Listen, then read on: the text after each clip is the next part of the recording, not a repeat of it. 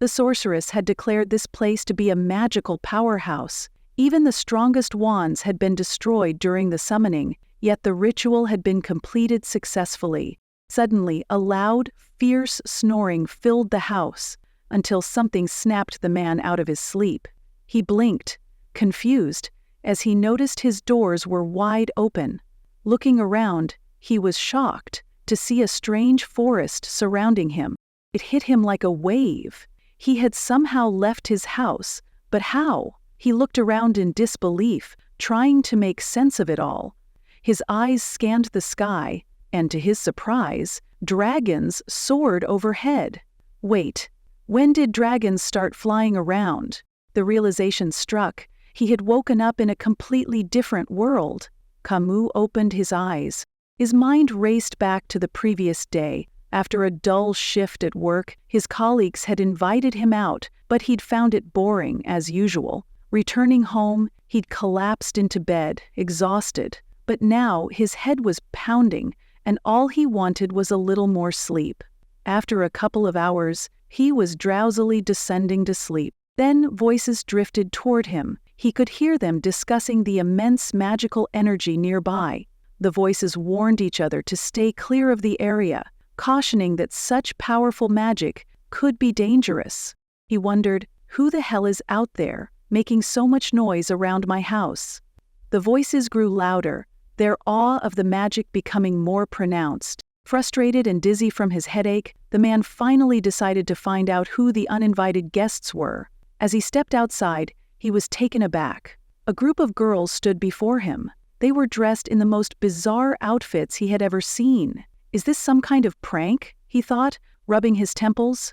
The leader of the group clutched her wand, which was beeping incessantly as it searched for magical artifacts. "We need to get to the target faster," she urged. Her friends shouted for the princess to be careful, but it was too late. She had already broken away from the group. The man, still groggy and desperate for sleep, had had enough of these uninvited guests. He shouted with all his might, demanding they shut up immediately. After all, normal people were still asleep at this early hour. Unexpectedly, his voice was so powerful that it sent the girls flying backward, as if swept away by a gust of wind. He blinked, stunned, wondering how he had managed that. Could it all just be a bad dream? Then the memory came so quickly that while he wasn't sure if he was visiting or waking, he turned his head. The girls, shaken and stunned, muttered that this guy was a real monster. No one had ever thrown them off so easily with just a shout. They hurriedly called for the princess to leave, but the princess was frozen in fear, trembling, and, to her horror, she realized she had wet herself from the shock of it all.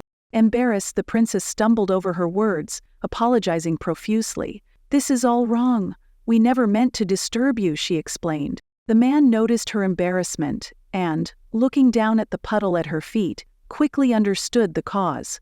With a grunt, he admitted, "I just wanted to scare you off. I didn't expect this." Still irritated, he demanded, "Now, tell me, where the hell are we? I've had it with all this." Before a few days had even gone by, he was ready to leave. Alex stood, everything inside him clay-like. The girl, still shaking, responded, "You're in the center of the most magical point in the world." The man's brow furrowed. "How is that even possible? What kind of magic is this?" The princess nodded, confirming the truth of her words. "That's why you were able to throw us all away with just your voice. The power in this place is immense."